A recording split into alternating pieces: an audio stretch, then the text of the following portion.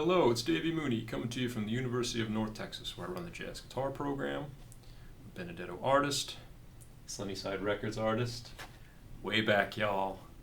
It's out there. Been doing some gigs. I did a tour in South America and a little Mexico City tour. If you can call it a tour, I guess it's a tour. To me, it's all one big tour, every gig.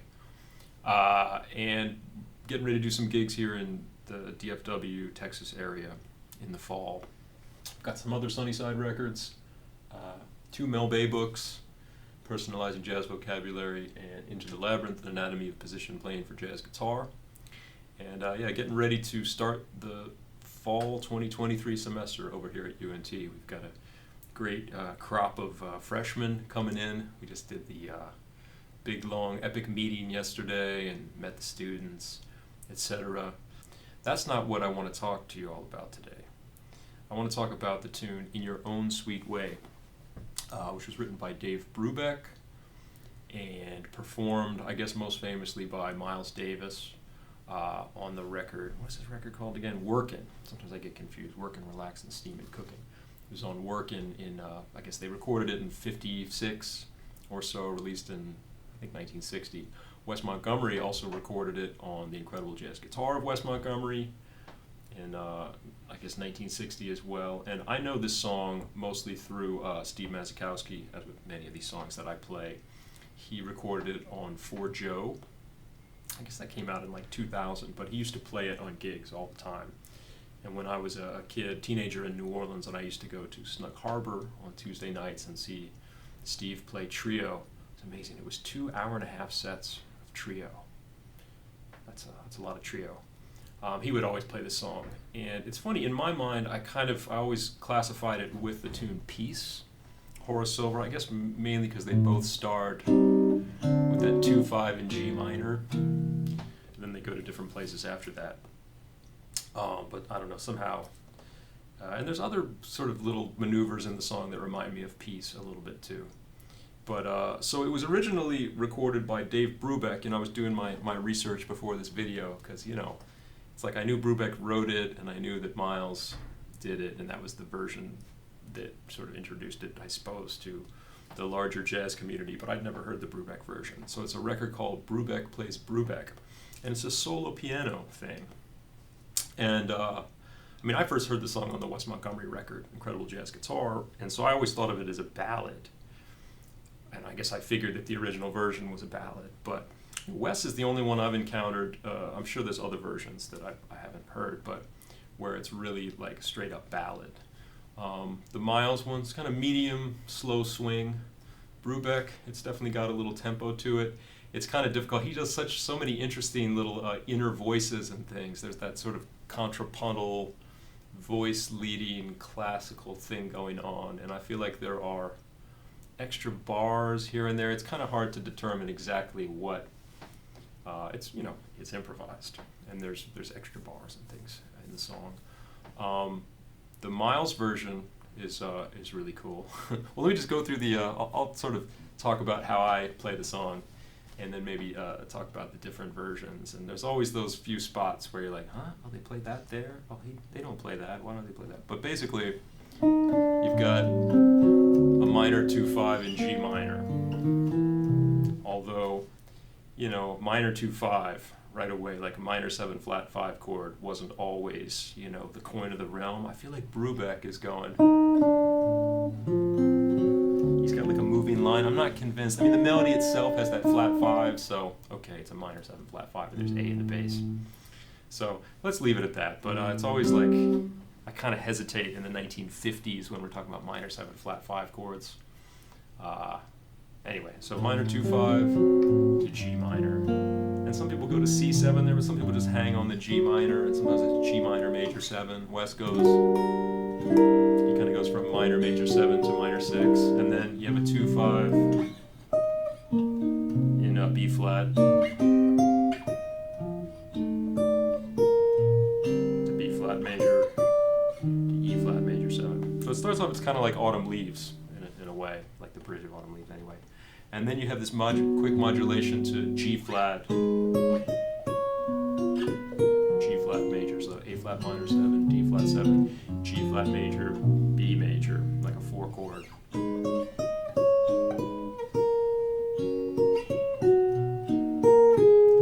And then it's like a 5-1 back to B flat. Brubeck goes right to like an F7 sharp 9 to B flat major. It's funny, I was listening to that Miles version, and I swear I hear Paul Chambers playing an E flat, then playing a B, and then Miles goes to famously plays a sharp 11 instead of the 5th. The original version of the melody and Wes's version. Oh, does Wes go to the? No, I can't remember. Masakowski goes to the natural 5th, but Miles goes to the sharp 11. But I swear Paul Chambers is going E flat, B flat. So, but a lot of people would play either a minor 7 flat 5, although the melody is that on A flat, or they would play like a C7 altered, which again is kind of like peace, the way peace resolves. So that's the A section.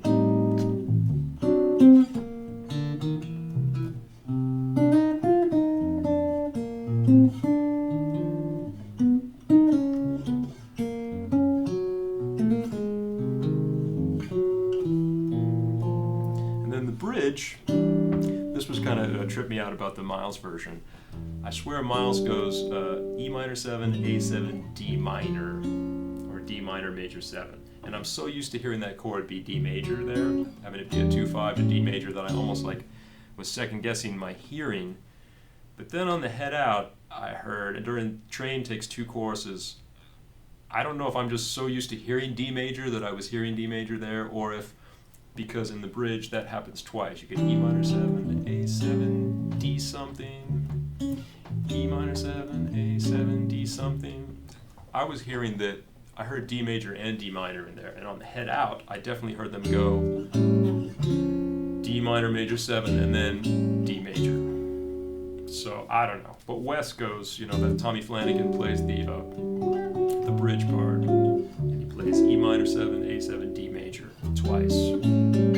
Masakowski plays that. I believe Brubeck plays that. The Brubeck, there's so many inner lines and moving things, it's hard to say exactly what the chord symbols are. I definitely make it major both times.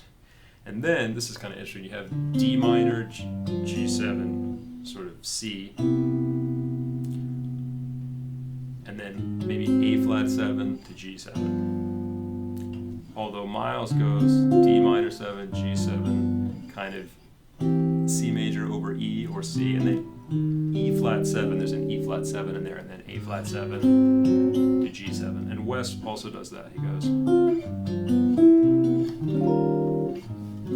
A flat 7, G7. And the Miles thing is interesting is they start the last A on a C minor.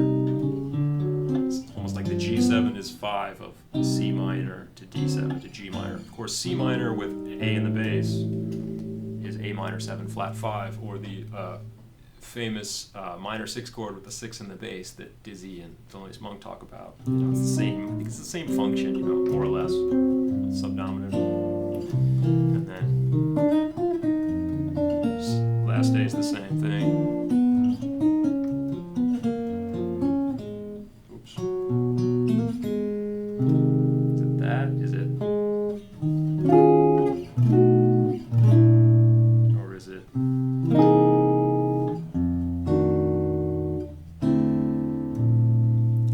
Something like that, some kind of 5-1, 2-5-1 to get to B flat major or B flat major 7 sharp 11. And then there's a little interlude, a little 8-bar interlude where Miles goes like A flat 7 sus, A flat 7 sharp 11, and A flat 7.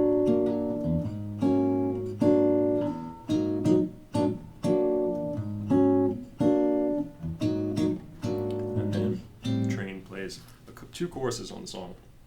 Masakowski has a cool little guitar thing for that interlude that he starts the song with too, where he goes so like sus to dominant, and then this chord that's kind of cool, like kind of like an A flat minor, minor 9 diminished chord, little clustery thing. I thought that was cool.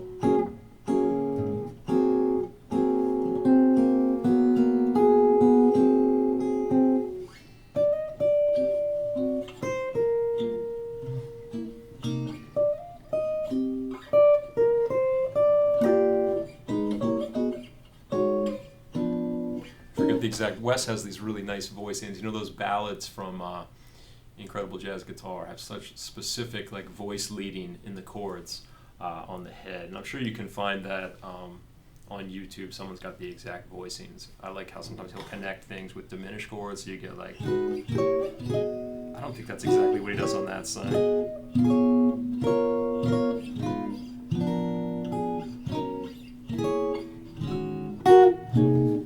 But he has these really nice voice, 4-note chords that he plays, usually on the the top 4 strings a lot of the time. Masakowski has those lower sort of maybe perhaps Lenny Bro influence voicings that sound really cool under the melody. And in terms of playing on the tune, it's pretty functional harmony, right? 2/5 in G minor, 2/5 in B flat, 2/5 in G flat, 2/5 in B flat, with maybe a sharp 11, maybe the last 2/5 is a minor 7 flat 5.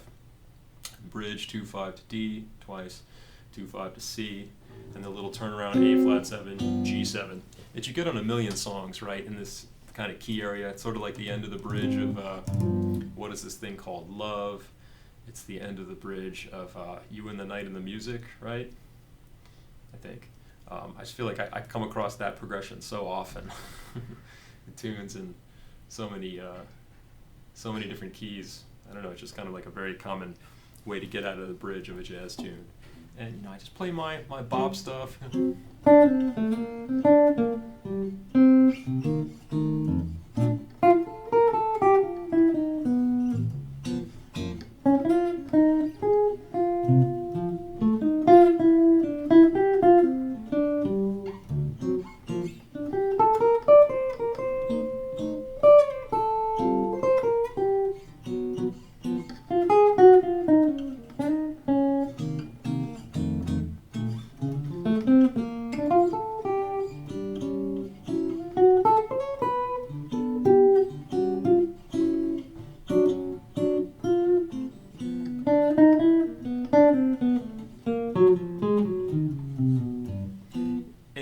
The song in the bridge, I don't do that E flat 7 chord. Maybe I'll start doing that because it's kind of fun, when you get to the part where it's D minor, G7, C major. I don't really play an E flat 7 there. I play C major, and then a lot of the time I'll go E flat minor, A flat 7, D minor, G7.